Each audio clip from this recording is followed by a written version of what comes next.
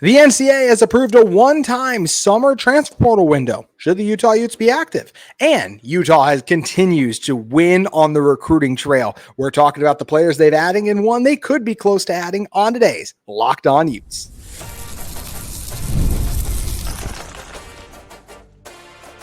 You are Locked On Utes, your daily podcast on the Utah Utes. Part of the Locked On Podcast Network, your team every day. Hello, everyone, and thank you for making Locked On Utes your first listen and view of the day. We are part of the Locked On Podcast Network, available wherever you get your podcasts, as well as on YouTube. If it's your first time tuning into this show, make sure you like and subscribe. Today's episode of Locked On Utes is brought to you by our friends at Game Time. Download the Game Time app, create an account, and use code Locked On College. That is all caps, no spaces, for $20 off your first purchase with that code Locked On College at Game Time. My name is JT Wistrcill, and on today's show, excited to have on producer at the KSL Sports Zone, Alex Napoles, joining me now. Also a commentator for KSL Sports Rewind, which will be big in the second segment because we're talking about a lot of recruits that Utah has added, and some of them that Alex has got to cover up close. Also talk about just our expectations for Big 12 Media Day. We are only a day away from the first media day, and Kyle Whittingham and players will be speaking on Wednesday, but we'll get to hear from Brett Yormark day one. But first, we have to start with a very interesting thing, Alex, that the NCAA did approve, and that's because of all this new legislature shakeout, basically. The NCAA approves a one-time transfer portal window. Now, there is some minute details here of why it's going to be hard to add major impact players, but as for should Utah try to approach people and bring guys in, if they could get the right players, I think you absolutely continue to strive to get better, right? I look at this roster still and I go, okay, I'd love it if Utah could add a defensive tackle. I think they could use another defensive end, honestly. I would love another receiver, and I think those are probably the main positions, or a proven tight end would probably be another one too, even though I know they moved Otto Tia over there. So I did look at this roster and go, hey, there's still work to be done. As I mentioned, we can discuss in a moment, while it will be hard to add major impact players, but I don't look at this roster and go, hey, it has no holes. So if there's an opportunity to add talent, I do think Kyle Whittingham and co should pursue it. 100%. There's always room for improvement, JT. And no matter how, I know obviously July is kind of a weird time to try to go out and to try to find those an opportunity to improve your roster, but the NCAA has approved that window. And so if Utah is able to find a guy that they like or think that they can get the best out of a guy who didn't make an 105-man roster, then by all means they should go out and see if they can get their guys, because at this point it's a brand new offense, and it won't hurt to have just more options to be able to display that offense this upcoming season. Yeah, and I'm excited to see what this offense looks like. Unfortunately, as I mentioned, defensively, probably not going to feature any new major impact players. CBS Sports does story on this summer transfer portal and why the NCAA approved it and what does it mean. And basically they said this, and this is a quote from the article on CBS Sports that you can view. It said, in order for players to enter the portal during the new window, a team has to name that person a designated student athlete, which is limited to players the team does not want to count against the 105 player roster limit. So basically talk about walk-ons, back end of roster guys. So if you go to this school, it's not like it's going to be a scholarship. Basically, you're not going to be able to, it'll be like, oh, you left so-and-so, we can cover your school. That doesn't work that way. So yeah, you're not going to be able to get a major impact transfer guy too. I do think it's definitely worth it. Like for Utah, as I said, like if there is a talented player who maybe entered the transfer portal, and I should say this, maybe not talented is the right word, because P4 talented players just not going to be a lot of them in the transfer portal. But if there is a guy who maybe made a mistake entering the transfer portal, by the way, that does happen. Those stories don't get reported a lot. A lot of guys enter the portal, don't find their next home. So if there's a guy out there that Utah looks at and it's like, okay, we see him at best as a third string guy on our roster, and he'd have to pay his way on our roster, I do think that's worth it for Utah to add. But like I said, Alex, unfortunately, because of this rule, and I do think it's a good one. I don't love the idea. There's been so many changes to college football, Alex, like already this transfer portal thing. Like, I don't even like the spring portal. I'm all for guys moving teams. I just think even the spring one is a little strange. And I get in a way, like you lose your playing time, want to find a new home. That's fine and perfect. But I do think summer's too close to the season. So I like the rule overall. But yeah, I don't see Utah, because of that rule too, making any major impacts. 100%. And I see a lot of negatives, but I also see the positives of this portal. Positively, I think, if a guy for some reason, for one way or another, didn't make the 105-man roster and potentially has an opportunity to go be an impact player somewhere else, then by all means, I like that. I want to give everybody the opportunity to showcase what they have and showcase what they could be, and have the opportunity to continue playing and continue their playing careers, right? But at the same time, like, I see it negatively because at the same time, how many of those 105 players truly can Utah bring in? Or how many of those guys entering that transfer portal that didn't make the 105-man roster of another team, how much talent can Utah really find in that pool? And that's the biggest, I think that's one of the biggest negatives I see in seeing this one. Plus, also, it's July. Fall camp starts in a couple weeks for a lot of these teams and for a lot of these guys. And so it's a really weird and awkward time to be trying to find a new home. Mm-hmm. Yeah, it is. And, I just think it's interesting too, in general, what's happened with college football now, where we have this 105 player roster limit. So it's harder to do walk-ons. I think some of the best stories in college football have been walk-ons that come onto a place and rise their way up the rankings and make it up. And I know he wasn't a walk-on, but like Cam Ward was a 0-star recruit. So I want to be able to protect those stories. So I do wish that they weren't completely doing away with walk-ons. But yeah, like I said, won't be a big transfer portal window for Utah. But as I said, Alex, if we could just add anyone, for me, if it was to say, okay, where would you want to see Utah add talent? I would still say receiver, like would be if it's one position, because I think there's big question marks at defensive line and defensive end, but there's a lot of guys in there I think can step up, and there might be a receiver, but just the fact that we already had to move Otto Tia to tight end, he was one of the most proven guys they bought in, even at the G5 level. I'd love another receiver if they could. Would you go receiver too if you could add another player position to target, or would it be another one? If there's something that can be added to this portal, I think wide receiver is probably where I'm looking, and maybe even tight end. I think tight end depth could probably be improved. We're far removed from the Dalton Kincaid days and the Brant Keithy days, and so it'd be nice to try to find someone maybe with a little bit more experience at that tight end position. But definitely tight end and receivers are the positions that I still have the biggest question marks going into this 2025 season for the University of Utah, and so that's probably where I would be looking. Yeah, Utah's tight end room is so strange. I talked about this on Friday's show, but if you were to say who's the best receiving tight end, I'm going, honestly, it's probably Otto Tia, because he's like barely a tight end. He's more so a receiver. So we know what a talented pass catcher he is. And we go, okay, who's the best blocking tight end? I'd go, I think it's Dallin Bentley. Like, I just looked at what he did last year, and I didn't even think he was a great blocker, but he has the most experience at that position, because literally we're on Hunter Andrews' third position now. And then if you were to say to me, okay, who's the best at both? I'd probably say it's Hunter Andrews. Like, I'd say, like, okay, I like the flashes I saw from him as a receiver. Like, I just believe in his potential. We know the coaches are high on him. So that's three different answers to three different tight ends about three different players, about one position group. So it kind of shows the uncertainty to me that Utah has a tight end. And we've heard a lot about how our tight end's going to be used in Jason Beck's offense. And that's probably why they're using Otto Tia as a tight end, because we're like, we're only going to need you to block at certain times, and we'll figure out and do other things too. So either way, it's very interesting. Oh, what were you going to add, Alex? I just think it's awkward having this conversation again, considering the consistency that Utah's had at the tight end position in the last 4 years, right? Yes. It's definitely a new time. The transfers out definitely didn't help. I thought, going into the season or going into the offseason, I thought Carson Ryan and Lander King were going to have a really big opportunity to make that tight end position theirs and probably have a leap like we saw Dalton Kincaid made, right? Mm-hmm. But both of them have moved on. Both of them are no longer with the program, and so now it's weird that seeing that Utah is in limbo with their tight end position, but I'm sure the coaches have a plan, and I'm sure the coaches are able to get guys like Hunter Andrews, guys like Dallin Bentley, and guys like Otto Tia on the right page, because that's just what the University of Utah's coaching staff is always able to do with these tight ends. Totally agree. Freddie Whittingham's done a great job. It's just weird to see the room has changed so much. And exactly. You mentioned the tight ends last year. I should go back and burn the tape of this episode, but like I remember talking about like Utah's the best tight end room in the country. Landon King, Carson Ryan, Brant Keithy. Like what do you mean? And I actually still say with better quarterback play, like if King, Ryan, and we know Keithy had his injuries, but like if King and Ryan go off this year, like that could still very well have been the case last year. It was just obviously a lot of things went wrong for Utah last year. Honestly, Alex, at one point I thought Utah was a lot of things were going on wrong for Utah in the recruiting trail. And man, have they turned around their momentum. They have jumped up so much in the recruiting rankings, and they have added some players recently from the state of Utah, especially that you and I are both massive fans of. We're going to tell you who those players are in one moment.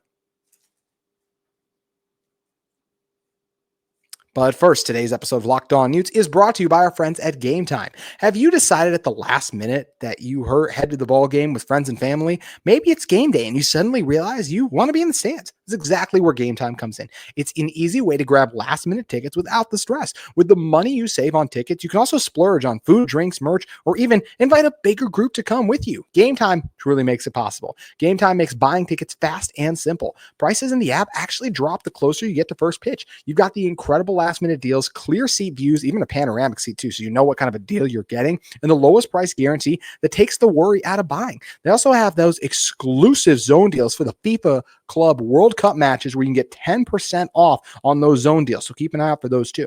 Take the guesswork out of buying tickets with Game Time. You can download the Game Time app, create an account, and use code LOCKEDONCollege. All caps and no spaces for $20 off your first purchase. Terms apply. Again, create an account and redeem code LOCKEDONCOLLEGE for $20 off. Download the Game Time app today. Last minute tickets, lowest price, guaranteed with Game Time. Alex Napoles, I was incredibly concerned with the recent Utah recruiting trends, even going back a few months ago. Bot Mulitalo, Brock Harris, two of the top players in the state, they go to BYU. BYU then also added a 5-star quarterback, while Utah's recruiting ranking is barely in the top 70. They were 69 at one point. I was not sure they were going to be able to land a 4-star in this class. Well, last week we covered them adding one. In that time, they've added another, also a really talented 3-star. And they are even an On3 recruiting expert actually logged a prediction for Utah to land the top player in the state. We'll see if those things close. Things can change. A lot can happen. But Alex, I'm going to put it simply. Like, the last week has been a massive win for the future of Utah football. Yeah, absolutely. I would probably even go back to say they've been on a really hot streak since I think the end of last week before the holiday. And they've picked up some really great and interesting recruits, specifically some here from the state of Utah that I've really enjoyed watching, in both Jaren and Kenan Pula, out of Timpview High School, now at Lone Peak. Those two, I think, are phenomenal football players, and I'm very excited for Utah to pick those up. And also one that I think it flew under the radar. I think a lot of people here in the state of Utah know how great he is, but Isa Nalier, who's now at Orem, also was at Timpview, but is now at Orem. And I think Utah's finally starting to pick up some steam in the recruiting trail. And going after Obot too, I think, is a phenomenal pickup. The reality is Spencer Fano and Caleb Lomu, they're probably going to be they're probably going to be in the draft this upcoming season, unless there's like some significant giant fall off from both of those two. But I highly doubt that would happen, considering what we've seen from both of those guys. So I like that Utah is picking up some high level recruits at the tackle position, because that's going to be needed here sooner rather than later. It will be. It absolutely will be. And you mentioned a couple of the recruits. We talked about Obot on last week's show, but I mean, that's literally, you just mentioned Fano and Lomu most likely leaving. I think them, along with you talk about guys from Utah. I look at Ike Garcia, a recruit who's kind of been sitting here at Utah for a little bit, or just a year, basically redshirted last year. So I look at those two, like, those are your two next tackles. Like, those are two more 4-stars that you add to your tackle room, and I absolutely love that. But you mentioned the twins, Jaren Pula and Kenan Pula. We talked about on last week's show that Utah had logged a prediction to get them, and they did officially close the deal on both.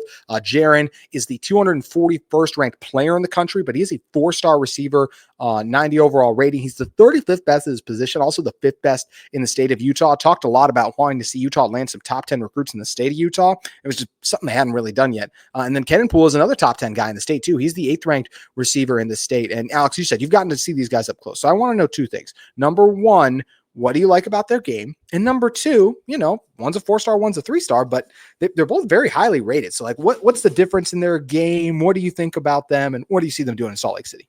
Jaren's the 4-star. He's the one that's ranked a little bit higher. Super quick, has a lot of speed, and his hands are incredible. He's a true athlete, and he plays both ways. He's a receiver who's gonna get up, bring balls down in the end zone, and create some spectacular catches in the end zone for some touchdowns. And also on the other side of the ball, I've seen him make some spectacular plays for big interceptions. Right? I've seen him been able to do both. Kenan Pula again brings kind of the same thing, where he's just a super quick, super athletic wide receiver, and he's not afraid to go up and bring a ball down for a spectacular catch. Those two kids, both the twins, have incredible catching and incredible speed, and so that's what I'm excited to see. They're both really raw, but I'm excited to see both of them hopefully continue to grow and develop and become star players at the University of Utah, because they have a really high ceiling that I'm very excited for. Yeah, we're at Tim, as you mentioned, will be at Lone Peak this year too. I'm blanking on the name of their quarterback. I like him too, so I do think that he could have I think they're playing with a talented quarterback too, so hopefully that helps them as well. Have a good year. We know Lone Peak's always one of the top high school football teams each year as well at the 6A level, so that'll be something interesting to keep an eye on. Just like it is that at the end of last week, rivals or on threes, Stephen Wiltfong logged an expert prediction for Utah to land Celeste Moa. That is the number 2 athlete in the class of 2026, and that is the number 1 player in the state of Utah. And man, was it a crowded field. Utah does not have them yet, but these predictions are usually logged like it's not Adam Scheffner breaking news, I'd say, but it's probably the next level newsbreaker down from that. You just don't a lot of times see these as misses. So Alex, if Utah can close the deal on what I truly believe is just such a dynamic player that I can still remember his freshman year at Weber, the catches that he was making, he's become an elite defensive back now too. So it's like whatever he does at Utah, I feel like he's going to be a star. Like this would be massive for a Utah team that I also mentioned had been previously just like losing the in-state recruiting battle badly. You can land the top guy in the state. I mean, massive is almost understates it for what a win this would be for Utah. He's so versatile. And right now Utah's competing against schools like Michigan, like Tennessee, and a couple other Big Ten schools. And so if they're able to land Moa, it would be a huge recruiting win for the University of Utah. He's an incredibly versatile player. And it's funny too that you mentioned his freshman year at Weber, and I remember that and seeing how high of a ceiling this kid could have, even as just a true freshman coming in and making a difference. And so we've seen him grow over the last couple of years here locally in the state of Utah. Now at Fremont, I think he's a guy who again brings a lot of speed and brings a lot of physicality. He's a very physical, very tough player, very versatile, and Utah has a really good chance of landing a blue chip recruit and obviously probably the best player in the state of Utah. Yeah, and it's once again, like when you look at a couple years ago, what you just mentioned, he was making plays as a freshman. He wasn't the only one. Helaman Kasuga, Brock Harris, Botmuli Talo were the 4 freshmen that popped off in the state of Utah, just had like monster seasons. 2 of those going to BYU, Kasuga's going to A&M. So at the time, you're just like, gosh, this monster recruiting class, and Utah was going to strike out on all 4, it felt like at one point, and now to see them trending for Moa is massive. And obviously we just mentioned too, they've just picked up steam in the recruiting trail in general. I talked about it a little bit earlier. Utah was at 69th at one point. They are now 47th in the country, and that's without landing Moa. So they'd only continue to climb higher. At one point in the Big 12 24/7 sports recruiting rankings, Utah was 15th. Only Colorado was worst. And with the additions they've made, once again, still no Moa, so they can climb even more. They're already up to 8. That is nearly 10 spots they jumped up. Like, that is massive that this Utah team has been able to climb that high with the recent additions, and they might not be done. They can land Moa too. So I really give the staff credit to Alex for being able to stick with it. You know, missed on a couple of those in-state guys, missed on another couple of elite athletes. I mean, we saw a lot of other 4-stars have committed, and there's a reason that we're starting to get a little concerned when Utah's class was looking pretty light. And now looking at it, and I'm like, okay, this is impressive. Honestly, it's already, you could argue, more impressive than what they did last year. Yeah, and I think last time I was on here with you, JT, we talked about not being concerned about the lack of recruits, because we knew that there were still some irons in the fire, and we knew that eventually good recruits and high level recruits would start to trickle in and commit to the University of Utah. And once one of them, once they got the one, we'd see a couple more, and I feel like Obot was kind of the start of it, and we're going to continue to see hopefully. For the University of Utah to pick up some big recruits, and obviously I think the next one would be Moa. And if they're able to get Moa and continue to climb those rankings in the Big 12, I think that's just goes to show you how important it is to be able to land those 4-stars. As far as being able to jump those spots, like you mentioned, in the recruiting trail, and kind of position yourself better in against Big 12 competition. I think that would be a massive and huge win for Utah. It absolutely would be. And it's been a massive win for Utah recruiting so far, and hopefully they can land Moa and even a few other quality pieces. We also know the other thing too, I will say just about all this, like this is all a massive win for Utah It's technically not final. You No. never know in this flip season and everything. Like this is not going to be over till Utah gets these guys signed come December. I mean, who was the Texas Felix? I think it's Ojo, the offensive lineman who was it. He's now at Texas Tech. That was Ohio State and Texas. It came down new, and then Tech emerged with a reported massive NIL offer and was able to bring him in. Like that is. So that's where it's like, okay, these things can change. And obviously, and Utah was at one point talking to Ojo. So we'll see. Hopefully Utah can hold on to these guys. And I'm really excited about the future of Utah football. And honestly, it's technically the future, but I'm also just excited about the present of this team, Alex. And we are getting closer to the season. We're less than 2 months away from kickoff. And for the first time since spring ball, we get to hear from Kyle Whittingham, Devin Dampier, Spencer Fano, Lander Barton, and Smith Snowden all this week, as they will be in attendance at Big 12 Football 2025 Media Day. It starts on Tuesday, July 8th. That's when Brett Yormark will give his remarks. A ton of other people will be speaking, including BYU. Tom Ravasa will actually be there for BYU. And then on Wednesday, July 9th, we will get to hear from Utah Kyle Whittingham. Coach Witt's press conference is set for 12:40 Central Time, so that'll be a little earlier Mountain Time. But really excited to just get Big 12 Media Day. I'll actually be there in attendance, so looking forward to covering up close, trying to provide you guys with great content throughout the week. But Alex, I'm curious for you, as we sit here a couple days before, I'm give more of my in-depth thoughts on it tomorrow. What are you most looking forward to about Media Day, just learning about Utah football? I think one of the things I'm most looking forward to, first of all, just kind of in general, I'm most looking forward to it because it kind of rings in the new season, right? This is the start of the football season. This kind of kicks things off for college football, and that just means that we're right around the corner from kickoff, and it's going to come quick, it's going to come fast, and before you know it, everybody's going to be kicking off. It's going to be week 0, and it's going to be freaking amazing to get back into college football. That's just the overall thought for me. Yeah, I can't wait. I can't wait either, man.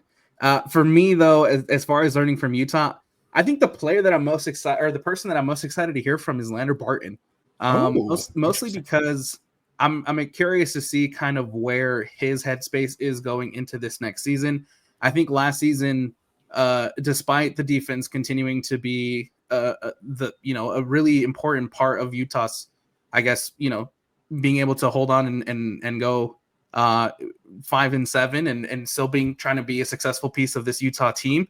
I still think Lander Barton could have showed more and could have done more. I know he was dealing with a little bit of injuries and didn't have necessarily the season that I thought that he was going to have. And now I think it's a big opportunity for Lander Barton to bounce back and have that season that I think a lot of people thought he was going to have last year, and the season that I think we know he can have, right? And position himself to be to hopefully be a higher draft pick and be one of the best linebackers in the country. I'm excited to see again just where his mindset is heading into the season, because I think last year left a lot to desire for Lander Barton. Lander Barton is absolutely fascinating when you just think about how his career is played out. First year, starts right away, helps his team win a Pac-12 title. And, really good year 2 as well. And year 3, we thought that in year 2 and year 3, both times we were like, okay, this is when he starts to become the best linebacker in the country. He's never been that. And he's always had potential. He's done some really good things. He's been one of the better ones in whatever conference he's been in, but he's never really, he hasn't had his Devin Lloyd type season. And it took Devin Lloyd a few years to have that. Maybe that will be this year, but it's also just a fact. Like, Lander Barton was not supposed to be here. Like, it was supposed to be 3 years in NFL, and here he is. And I'm really excited that he's back with Utah football. I think it's great for them. And I think he's going to have a monster year. You mentioned some of the injuries and things he dealt with. He had to do a little different things as well. I think they asked him just because Karene Reed was out too. So I am really excited to see the year that Lander Barton's going to have, because if you looked up, I'm sure a lot of them have been deleted, but if you looked up 2025, like NFL draft rankings, even if Lander was down, as I mentioned a little bit last year, so many people had him as like still a top 5 linebacker, or that he was going to get drafted. I still think if he went out last year, he would have been drafted, but I think he made the right decision to come back. And I think his draft stock is only going to go up from there too, as well. So that'll be incredibly exciting. You mentioned the player, or do you anticipate getting anything from Kyle Whittingham? What are you most intrigued or just interested to see what Kyle Whittingham's going to comment on during Big 12 Media Day? Again, are we going to have the lingering conversation, the lingering question of whether or not this is Kyle Whittingham's last season, right? Yeah.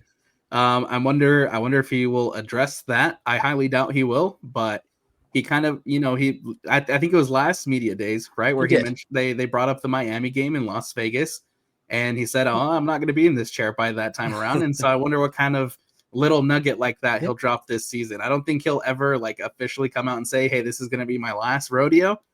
But I'm sure we'll get a little nugget of that. But there is a possibility that we're going into this season again thinking whether or not this will be Kyle Whittingham's last year.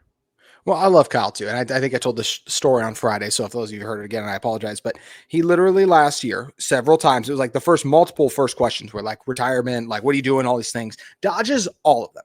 Yes. Final question was from a reporter in like Vegas who just wanted to ask him, what do you think about Vegas? It's been kind to you guys in the Pac-12. Like, what do you just think about this place? And he answers and he's like, oh yeah, I like it. And then he adds in there, like, we're going to play Miami here in 27 and I probably won't be here. But like, it was like, wait, what? Like, that's how you chose to address it on the question about your future? Like, just a guy like, do you like Vegas basically being the question? Yeah. So Kyle's funny that way. I'm fascinated to see how he does answer all the retirement questions. He's going to get a lot of them.